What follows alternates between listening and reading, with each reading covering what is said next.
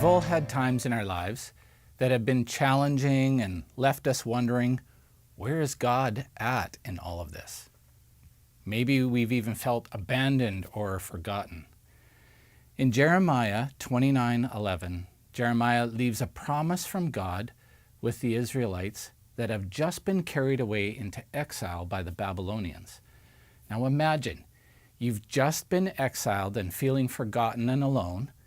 Life isn't comfortable, and you're being forced to submit to others, and then God remembers you and uses a prophet to give you this promise. For I know the plans I have for you, declares the Lord.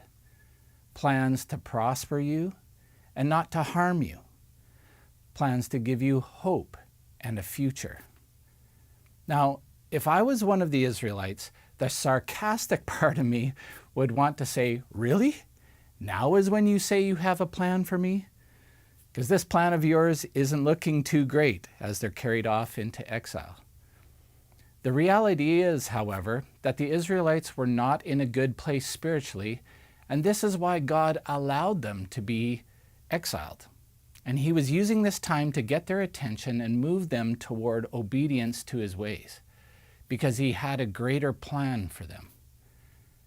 Out of God's grace and care, he used Jeremiah to give them a message that he hadn't forgotten them, that he loved them, and he was going to give them a future beyond exile. I don't always enjoy not knowing what the plan of my life is. In fact, I find it unsettling and uncomfortable at times. But the reality is, life isn't predictable. Relationships aren't predictable. Finances aren't predictable. And health isn't predictable. But here's the good news. God is predictable. He never changes. He is for us, and he isn't out to harm us. Even though our life circumstances may be in turmoil and things have happened that upset us and upset our expectations, God hasn't forgotten us. He's still there to give us hope when our circumstances feel hopeless. Our life circumstances will always flex, but we're to put our hope in the person of Jesus, who never changes.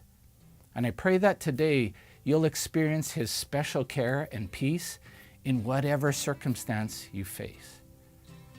May you hear his voice assuring you that he has a pure and perfect Father's heart towards you and a plan to prosper you, even though your current circumstances and the enemy of your soul would want you to believe otherwise.